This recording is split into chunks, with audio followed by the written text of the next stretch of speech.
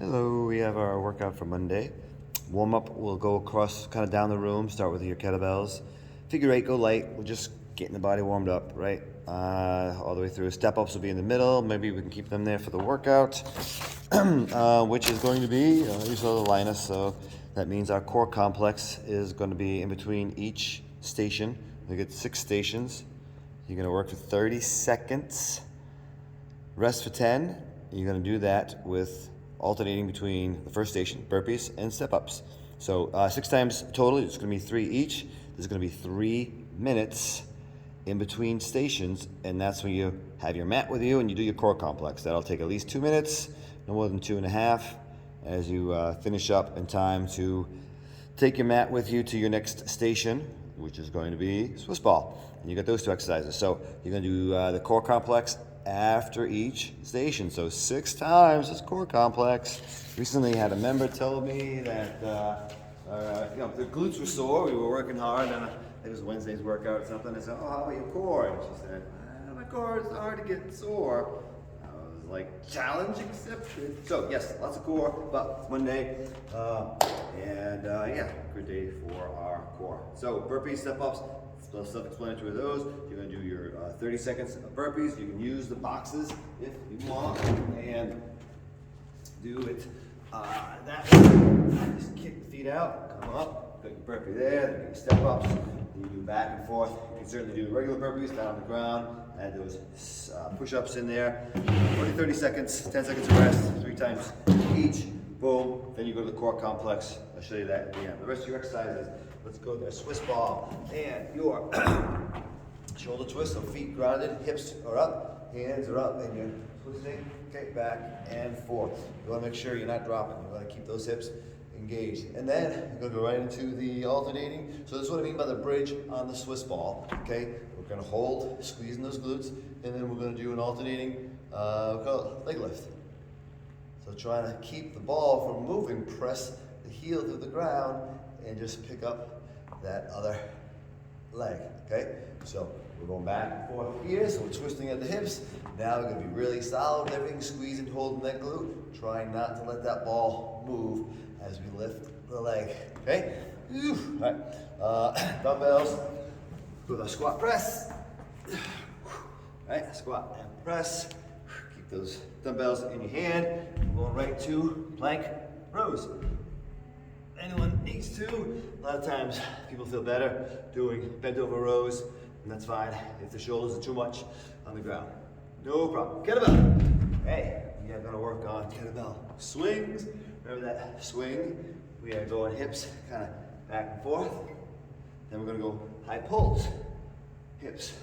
Hips are going down and up. All right? So that's the difference. We're going swings, hips going back and forth, like you're closing the kitchen drawer with your butt. High pulls, we're gonna go up and down with those hips. Sandbag get-ups, that's all we're doing in that station. Sandbag on the shoulder, quick reminder, it's your opposite knee that goes down, okay? Look at my 90s. I get 90s with my front. I get 90s here with my back knee, okay? To keep that 90 as much as I can, I turn my face where I wanna put my hand down, so that way I have plenty of room to get my leg through.